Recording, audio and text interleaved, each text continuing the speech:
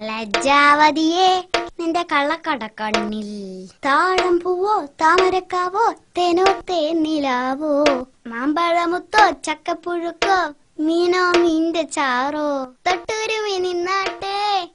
എന്താടാ ഇത്? അത് അച്ഛാ, ഈ മുറ്റം മുഴുവന് തൊട്ടാവാടിയാ. നിലത്ത് കാല് വെച്ച് നടക്കാൻ പറ്റുന്നില്ല. എവിടെ? ഞാനൊന്നും കാണുന്നില്ലല്ലോ. ഇവിടെ എവിടെയാണടാ തൊട്ടാവാടി? അത് തന്നെ ഞാനും ഓർക്കുന്നത്. പറഞ്ഞ പോലെ തൊട്ടാവാടി ഇവിടെ. ഇവിടെ എടാ ടിൻഡു, നിന്റെ പ്രായം കഴിഞ്ഞാ ഞാനും ഈ പ്രായത്തിലെത്തിയത്. ഇതിന്റെ അപ്പുറത്തെ കളി കളിച്ചവനാ ഞാൻ. അങ്ങനെയാണെങ്കിൽ ഇത് സൂക്കേടല്ല അച്ഛാ, പാരമ്പര്യമാ, മാറാൻ പ്രയാസാ. എടാ എന്താടാ ഇത്? കൊച്ചു കുട്ടികളെ പോലെ പാട്ടയിലടിച്ച് പാട്ടും പാടി നടക്കാൻ നാണമില്ലേ നിനക്ക്? ഒരു സൂര്യം തരുന്നില്ലല്ലോ. അച്ഛനോട് എത്ര നാളായി ഞാൻ പറയുന്നു എനിക്കൊരു ചെണ്ട വാങ്ങിത്തരാൻ. പ്ലീസ് അച്ഛാ, എനിക്കൊരു ചെണ്ട വാങ്ങിച്ചതാ, പ്ലീസ് അച്ഛാ.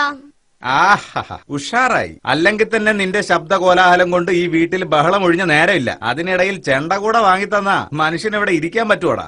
ഞാനതിന് എല്ലാ സമയത്തും ചെണ്ട കൊട്ടില്ല അച്ഛാ. കൊട്ടുന്ന സമയത്ത് പ്രശ്നമാവുമല്ലോ. കാശ് കൊടുത്ത് ആരെങ്കിലും കടിക്കുന്ന പട്ടിയെ വാങ്ങിക്കോടാ. നിനക്ക് ചെണ്ട വാങ്ങി തന്നാൽ ഇവിടെ TV പോലും തുറക്കാൻ പറ്റാതാവും. വേണ്ട ചാ, നിങ്ങൾ കാരക്കും ശല്യമാകാതെ ചെണ്ട കൊട്ടാൻ ഞാനൊരു ബുദ്ധി കണ്ടുവച്ചിട്ടുണ്ട്. അതെന്ത് ബുദ്ധി? ബുദ്ധി നന്നെങ്കിൽ ചെണ്ട വാങ്ങിത്തരുവോ? നീ ആദ്യം ബുദ്ധി എന്താണെന്ന് പറയൂ, എന്നിട്ട് ആലോചിക്കാം ചെണ്ട വേണോ മദ്ദളം വേണോന്ന്. പറയൂ, എങ്ങനെയാണ് നീ അച്ഛനെയും അമ്മയെയും ശല്യപ്പെടുത്താതെ ചെണ്ട കൊട്ടാൻ ഉദ്ദേശിച്ചത്? മുറ്റത്ത് നിന്ന് കൊട്ടാനാണോ? അല്ല. പിന്നാമ്പുറത്ത് നിന്നായിരിക്കും. ഏയ് അല്ലല്ല. എങ്കിൽ പിന്നെ തൊടിയിൽ നിന്നാവൂ. അല്ല, വീടിനകത്ത് നിന്ന് തന്നെ നിങ്ങൾക്ക് ശല്യമാകാതെ ഞാൻ ചെണ്ട കൊട്ടും. ഓ, മനസ്സിലായി. ഞങ്ങള് പുറത്തു പോകുന്ന സമയത്താവും. അല്ലല്ല, നിങ്ങള് വീട്ടിലുള്ളപ്പോ തന്നെ.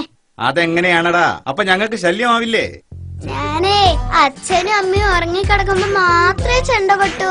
അങ്ങനെയുണ്ട് ബുദ്ധി.